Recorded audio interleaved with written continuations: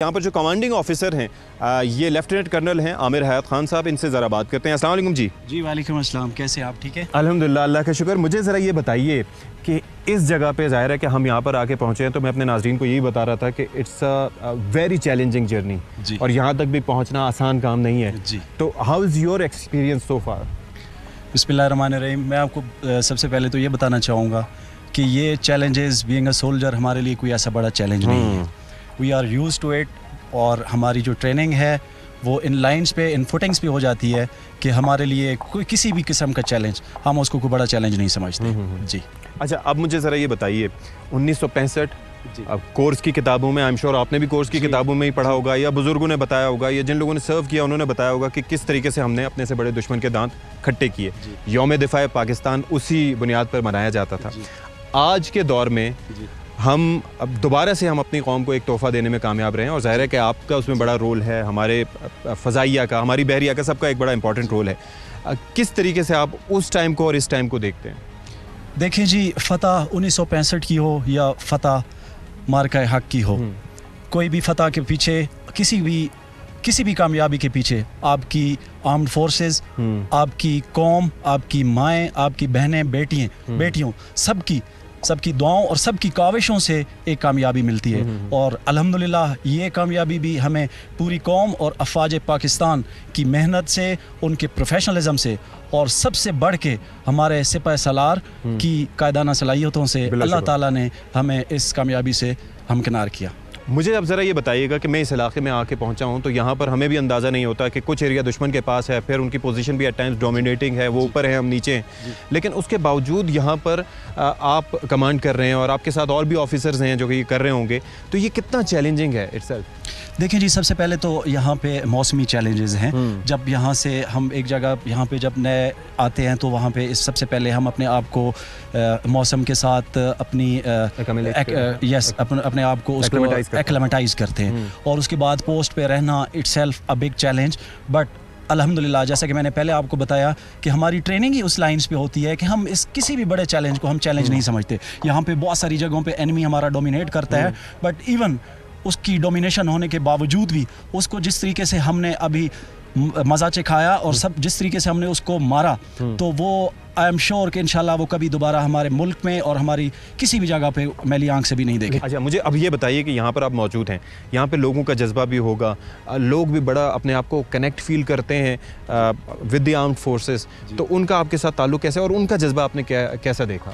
जी अल्हम्दुलिल्लाह, हमारी यहाँ पे जितनी भी सिविल आबादी थी, जैसी ये सीज़ फायर की वॉल्यूशन हुई तो उन्होंने हमारा बढ़ चढ़ के हमारा साथ दिया और वो किसी भी चीज़ में हमारे से पीछे नहीं रहे। जिस तरीके से मोदी कहते हैं कि जी ये ऑपरेशन सिंदूर जिसको हमने कलंक के टीके में तब्दील कर दिया, वो अभी भी जारी है, तो दोबारा से अगर कोई वो करते हैं तो फिर क्या जवाब होगा? कोई मैसेज अगर देना चाहें मोदी को? इसमें मैं सिंपली ये बताऊँगा कि वी आर रेडी 24/7। अगर उन्होंने हमें दोबारा आजमाना है तो आजमा के देख लें।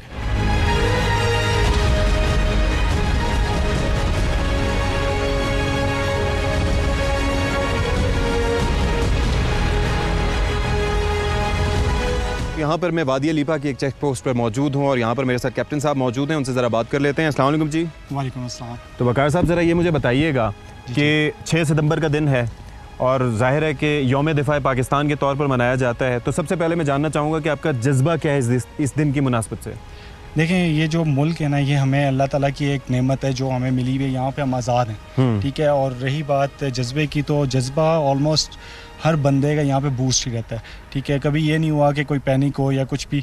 और जिस तरह के हमने अभी ये रिसेंटली मार्का हक में हमने अल्हम्दुलिल्लाह अल्लाह ताला ने हमारी मदद फरमाई और हम जिस तरह हमने ये मार्का किया है, तो इसमें जो मोस्ट इम्पॉर्टेंट जो चीज़ थी वो ये थी कि हमारी माओ बहनों और हमारी कौम की जो दुआएं थी उसकी बदौलत और उसके बाद अल्लाह ताला की जो हमारे ऊपर एक ख़ास रहमत थी जिसकी वजह से हमें ये मार्का जो हमने अचीव किया है। वैसे तो मुख्तलिफ़ इलाक़ों में जब जाते हैं तो वहाँ पर हमने ये जो जैकेट्स होती हैं बुलेट प्रूफ, ये भी नहीं देखते और ये हेलमेट्स भी नहीं देखते, लेकिन चूंकि ये जगह दुश्मन के बेहद करीब है तो इस वजह से आप लोग ये सारे मेजर्स लेते हैं। अभी यहाँ पे ये है कि LOC पे आप 24/7 हाई अलर्ट रहता है। ठीक है, आपको नहीं पता कि एनिमी किस टाइम किस जगह पे किसको एंगेज करे, किसको फायर करे। ठीक है, तो वो उनके आप नापाक इरादों से बचने के लिए, आप अपने आप को सेफ रखने के लिए जो आपकी यहाँ पे हमारी SOP है वो यही है कि आप बुलेट प्रूफ जैकेट रखें। ठीक है, ये आपको स्नाइपर से भी बचाएगी और स्मॉल आर्म एनिमी के फायर से भी बचाती है। इवन जो हेलमेट है ये भी फाइबर्स के होते हैं, शार्पनर्स वगैरह से भी एग्जैक्टली। अगर कोई एयर ब्रस्ट भी आ जाता है तो उसमें भी आपकी जो आपके मोस्ट सिक्योर पार्ट्स होते हैं, लाइक हेड हो गया, हार्ट हो गया, तो वो आपके सिक्योर रहते हैं। अच्छा, और दूसरी चीज़ ये है कि यहाँ पर अगर हम देखें हमारे अक़ब में, चूँकि ये कोई सीधी लकीर नहीं है, तो जो बाउंड्री है तो कई जगह पे हमें एज हासिल है, कई जगहों पर दुश्मन मौजूद है, तो ये बड़ा चैलेंजिंग होता होगा यहाँ पर डील करना। एग्जैक्टली ऐसे ही है। अभी यहाँ पे इस तरह है कि यहाँ पे जो हम एनिमी है यहाँ पे ऑलमोस्ट डोमिनेट कर रहे हैं, बट अल्लाह का शुक्र है कि हमने उसको डोमिनेट करने नहीं दिया इस मार्का हैक में पूरे। और अल्लाह का शुक्र ये भी अदा करते हैं कि जिस तरह हमें हमारी एक पोस्ट को एनिमी की 9 पोस्टें इंगेज कर रही थी, एक पोस्ट को 9 पोस्टें। एग्जैक्टली। अच्छा, तो हमारा इतना प्रिसाइज फायर था और इतना एक्यूरेट फायर था कि एनिमी को वाइट फ्लैग रेज करने पे वो मजबूर हो गया था। यहाँ पर आपने 22 अप्रैल से लेके 10 मई तक क्या मनाजिर देखे? जब ये इनका पहलगाम अटैक हुआ है तो इन्होंने अपनी मूवमेंट, अपने जो इनकी एडम की जितनी भी इनकी ये राशन वगैरह होता है या जो भी चीज़ें होती हैं, इन्होंने वो पहले से डंपिंग स्टार्ट कर दी। तो पहला उन्होंने शरारत कब की थी यहाँ पर? उनकी पहली जो शरारत हुई थी जब 22 को पहलगाम अटैक हुआ है, उसी रात को इन्होंने शुरू कर दिया था। एग्जैक्टली। उसके बाद से वो कंटिन्यू चलता रहा और 6 को और 6 की नाइट को इन्होंने जो हमारे सिविल एरियाज़ को टारगेट किया, जिसमें मुजफ्फराबाद डिफरेंट एरियाज़ को, लोकेशंस को टारगेट किया, तो उसका फिर हमने अल्हम्दुलिल्लाह जवाब दिया 10 को और इनको मुंह की खानी पड़ी फिर। अच्छा, दूसरा एक और चीज़ है कैप्टन साहब कि यहाँ पर मैंने देखा है कि हमारी और दुश्मन की जो चेक पोस्टें हैं वो बहुत करीब भी हैं। वो इतनी दूर नहीं है। तो ये भी बड़ा एक चैलेंज ही होता होगा। एग्जैक्टली। यहाँ पे जिस तरह बहुत करीब पोस्ट होती है ना, यहाँ पे फेस टू फेस फाइट नहीं होती, पोस्ट टू पोस्ट फ्रंट पे फाइट नहीं होती, यहाँ पे क्रॉस फायर भी चल रहा होता है। अच्छा। 9 पोस्ट हमें एंगेज करी तो वो हमें डिफरेंट डायरेक्शन से कर रही थी, हमारे फ्रंट पे भी थी, राइट पे भी थी, बैक पे भी थी, तो वो हमें सब इंगेज कर रही थी। तो यहाँ पे क्रॉस चल रहा होता है और ऑलमोस्ट जो हमारी पोस्टें हैं वो ऑलमोस्ट 17, 18, 20, 30 मीटर्स जितने पे हैं। तो यहाँ पे ये होता है कि वहाँ से कोई भी वेपन स्मॉल आर्म भी चलाएं तो वो हिट होता है यहाँ।